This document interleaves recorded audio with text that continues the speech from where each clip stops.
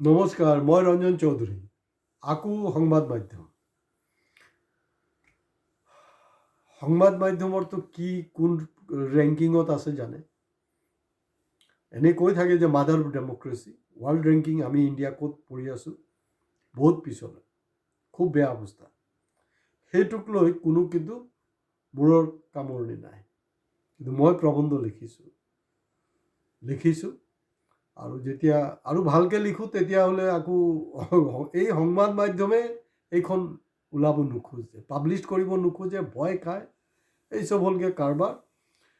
তেতিয়া মোৰ চিম্পুল কথাটো হ'ল যে অসমীয়া প্ৰতিদিন কাকতে হওক, জনমভূমি হওক, আমাৰ অসম হওক বা একেবাৰে অৰ্ডিনাৰী কোনো পেপাৰে হওক, যি হওক, তাতে অফিচতে হওক, সাংবাদিকৰ ওপৰতে হওক বা পেপাৰ জ্বলাই দিয়াৰ ঘটনা হওক, মাজে সময়ে চাব এটা নিউজ ওলাই থাকে, ছুটিকৈ ওলায়। এতিয়া যিহেতু ইলেকশ্যনৰ বতৰ, সেইকাৰণে এইটো ডাঙৰ নিউজ। এই যে আপোনাৰ পেপাৰ হেৰি হৈ যায়, পেকেটে গাইব হৈ যায়, সেইবিলাক আহি থাকে কথাবিলাক। কিন্তু এতিয়া যিহেতু বতাহটো গৰম হৈ আছে ইলেকশ্যনৰ, সেইকাৰণে বেলেগ বেলেগ নেৰেটিভছ হৈছে। এইটো কণ্ডেম কৰিব লাগিব। প্ৰতিদিন গোষ্ঠীয়ে এইটোক চিধা আঙুলি টোৱাইছিলে বিজেপিৰ ওপৰত, আৰু বিজেপিৰ ফালৰ পৰা স্পষ্টকৈ কৰি দিছে তেওঁলোকে এই ঘটনাটোৰ কণ্ডেম কৰি আছে আৰু তেওঁলোকৰ এই দলৰ লগত কোনো সম্পৰ্ক নাই। ছেকেণ্ড কথাটো হ'ল প্ৰতিদিনৰ বক্তব্য যে এইটোৰ লগত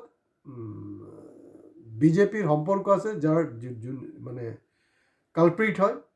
কিন্তু ইণ্টাৰেষ্টিং হ'ল যিখন গাড়ীতে আহি আছিলে তাত আকৌ এইটো নাকি ৰাইজৰ দলৰ সমৰ্থক ড্ৰাইভাৰজন। তো বাছ নেহেলে পে দেহেলা, গম পালেইতো। এইবিলাক ফিল্মবিলাক চাব দেই, বহুত ইণ্টাৰেষ্টিং। চব এতিয়া আকৌ প্ৰাসংগিক হৈ গৈছে। এইটো কণ্ডেম কৰিছে, কণ্ডেম কৰিব। কিন্তু মোৰ চিম্পুল কথাটো হ'ল, অতদিনে যে শুই আছিলে পৃথিৱীৰ আটাইতকৈ বয়সস্থ বৃদ্ধ ছাত্ৰ নেতা, যাক প্ৰাসংগিক, যি নাকি অপ্ৰাসংগিক, যাক নাকি প্ৰাসংগিক কৰি ৰাখিছে, যাক জবৰদস্তি জীয়াই ৰাখিছে, সেয়া হ'ল কি অসমীয়া প্ৰতিদিন কাকত। যদিও মোৰ এটা সময়ত বছৰটোৰ 10টাৰ পৰা 12টা মোৰ আৰ্টিকেল ওলাইছে, সেইটো সময়ত অসমীয়া প্ৰতিদিন কাকতৰ চাৰ্কুলেশ্যন আছিলে 1.5 লাখ, আৰু এইটো এতিয়া পেপাৰত আহি পাইছে 45,000। গম পাইছেই কি অৱস্থা।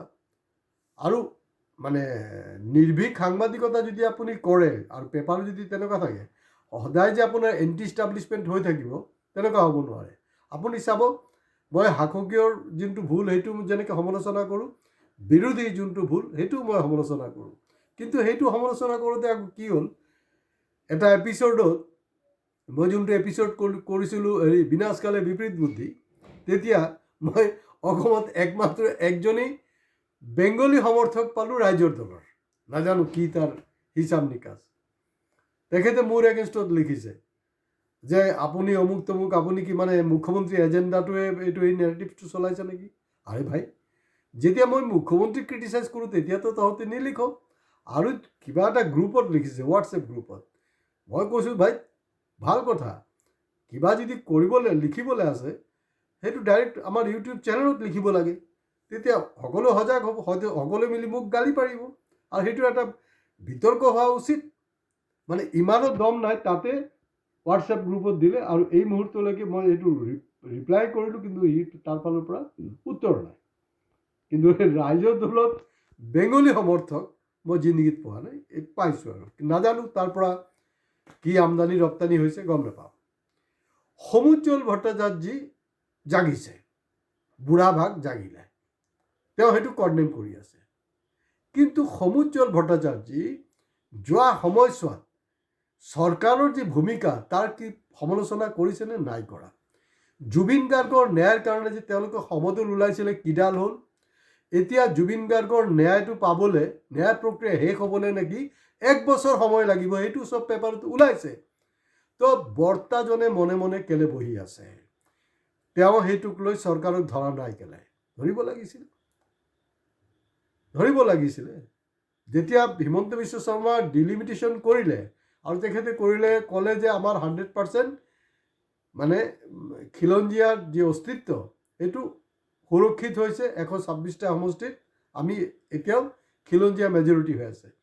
যদি খিলঞ্জীয়া মেজৰিটি হৈ আছে তেতিয়াহ'লে গুপ্তা, সিং, সিংঘাল, ফাল্লা ফাল্লা এই যে অনা অসমীয়া যিবিলাক খিলঞ্জীয়া নহয় সেইবিলাক যে ৰিলিভেণ্ট হৈ গৈছে।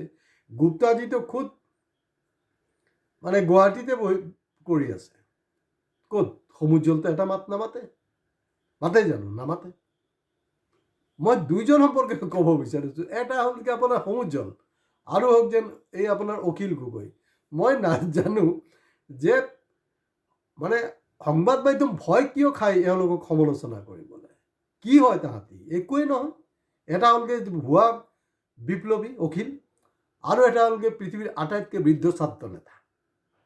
আপুনি গোটেই ইণ্ডিয়া বাদ দিয়ক, গোটেই ৱৰ্ল্ডটোৰ ইতিহাস চাওক, চালি জাৰি ক'ৰবাত পাবনে নাই? যিটো মানুহ এতিয়া 70 বছৰ হ'বলৈ গৈ আছে, তাৰ যি সম্পত্তি, তাৰ সম্পত্তি MLA, MP, মিনিষ্টাৰতকৈও বহুত বেছি। আৰু পেপাৰত দি থাকে তেওঁৰ সম্পৰ্কে ভীষ্ম পিতামহ। আৰে কাহা ৰাজা হৰিশ্চন্দ্ৰ, কাহা গংগু তেলি। কি হৈছে?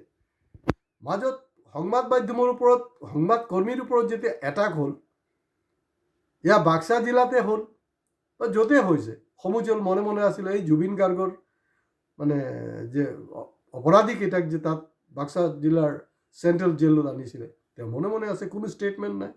তাতকৈ ডাঙৰ কথা, সঘনাই যেতিয়াই কোনোবাই সাংবাদিকে সাহস কৰি প্ৰশ্ন সোধে, তেতিয়া মুখ্যমন্ত্ৰী কয়, তোমাৰ কোন পেপাৰ, কোন পেপাৰৰ মালিক কোন, এনেকৈ যেতিয়া চাৰ্জ কৰে, সেইটোৰ কিয় সমুজ্জ্বলে সমালোচনা নকৰে? সমুজ্জ্বল উত্তৰ দিয়ক আপুনি। সেইটো সমালোচনা কৰিবলৈ আপোনাৰ ভয় কেলে? আপোনাৰ বয়স হৈছে, মোৰোতো বয়স হৈছে। হয়তো আপোনাতকৈ মোৰ বয়স কম হ'ব পাৰে, কিন্তু মইতো এতিয়া ছিনিয়ৰ চিটিজেন। যদি মই হিম্মত কৰিছোঁ, আপুনি কিডাল কৰি আছে? কথাটো সেইটোৱে। আপোনাৰ যেতিয়া কি প্ৰতিদিনৰ কিবা দিল্লীত অনুষ্ঠান হয়, তেতিয়া আপোনাক মাতি লৈ যায়। নৰ্থ ইষ্টৰ একমাত্ৰ আপুনি নেতা। আপুনি নেতা নহয়, আপুনি দালাল হয়। আপুনি চিম্পলি দালাল হয়। কংগ্ৰেছ, AGP, BJP চৰকাৰত যোনে থাকে তাৰ দালালিটো কৰা হ'লগৈ আপোনাৰ কাম, বেলেগ আৰু কোনো কাম নাই। এই খিলঞ্জীয়াৰ কথা কৈ আছে, কিন্তু এই এটাৰ পিছত এটা অসমবাসীৰ ওপৰত যে আক্ৰমণ হ'ল, তাক লৈ আপোনাৰ মানে নীৰৱতা, আৰু হঠাৎ আপুনি প্ৰতিদিনৰ ওপৰত। আৰু হিমন্ত বিশ্ব শৰ্মাৰ আৰু এটা ইণ্টাৰভিউ তেখেতে কৈ আছিলে যে পেপাৰৰ মালিকবিলাকৰ বহুত ইনকাম, তেওঁলোকে মোটামুটি সাংবাদ কৰ্মীবিলাকক ভালকৈ দৰমহা পাতি দিব পাৰে, তেওঁলোকে নিদিয়ে। অশোক সিংহালে একবাৰ কৈছিলে যে হয়, যেতিয়াই ঠিকাটো বুলি নাপায় তেতিয়াই সংবাদ মাধ্যম মোৰ এগেইনষ্টত মানে বিভিন্ন ধৰণৰ নিউজ কৰি থাকে। কোনো সংবাদ প্ৰতিষ্ঠানে কিন্তু এইটো উত্তৰ দিয়া নাই। কোনো ইমান যে অসমত আপোনাৰ সাংবাদিক সন্থা আছে, কোনো দিয়া নাই। মুখ্যমন্ত্ৰী ইভেন এনেকুৱা কৈছে যে কোনোবা অসুস্থ হ'লে তাৰ ট্ৰিটমেণ্টৰ কাৰণে মেক্সিমাম 10 লাখ টকা মালিকবিলাকে দিয়াৰ এটা বন্দোবস্ত কৰিব লাগে, কৈছিলে নে নাই?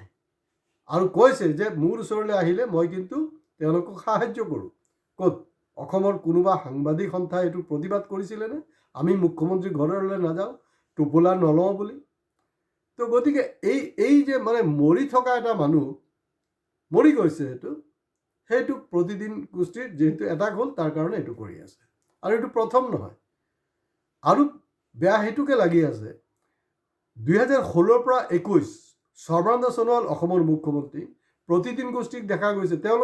তেওঁলোকক মই আগত কেলে ভাল পাইছিলোঁ, কাৰণ তেওঁলোকে বেচিকেলি আৰম্ভণিৰ পৰা পৰাগ দেশৰ সময়ৰ পৰা এণ্টি ইষ্টাব্লিছমেণ্ট হয়। পৰাগ দেশ সম্পৰ্কে এতিয়া ক'বলৈ গ'লে এটাই মই ক'ব বিচাৰিছোঁ, প্ৰতিদিন কাকতত মই প্ৰত্যাহ্বান জনাইছোঁ, যদি মই পৰাগ দেশৰ ওপৰত প্ৰবন্ধ লিখোঁ, তেওঁলোকে চপাবনে?